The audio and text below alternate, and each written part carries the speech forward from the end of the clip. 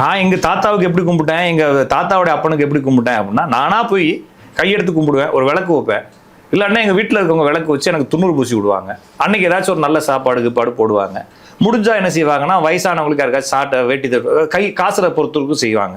இந்த தர்ப்பணம் கொடுக்கறது, ஒரு கடலுக்கு போறது, ஒரு ஆற்று படுக்கையில போய் உண்டை கட்டி வைக்கிறது, எள்ளுருண்டை வைக்கிறது, இந்த மாதிரி விஷயங்கள்லாம் வேற ஒரு மதங்களினுடைய, வேற ஒரு ஜாதிகளினுடைய, வேற ஒரு பிரிவுகளினுடைய இதை வந்து உங்கள்கிட்ட சுமத்திட்டாங்க. நீங்களா தூக்கிட்டு ஏன் சுமக்குறீங்க? அது அவங்க குடும்பத்துக்கு அவங்க செய்யட்டும். உங்க குடும்பத்துக்கு உங்க தாத்தா அவங்க பாட்டி இருக்காங்க, அவங்க காலி ஆயிட்டாங்க அப்படின்னா அவங்க நினைவா அவங்க பிறந்த காலியான அன்னைக்கு ஒரு தேதி, இங்கிலீஷ் தேதி வச்சுக்கலாமே, ஏன் தமிழ் தேதி தான் வைக்கணுமா என்ன? அப்படிலாம் இல்லை. திதி என்பது தேதியை தான், டேட் அப்படிங்கறத தான் திதின்னு வச்சாங்க.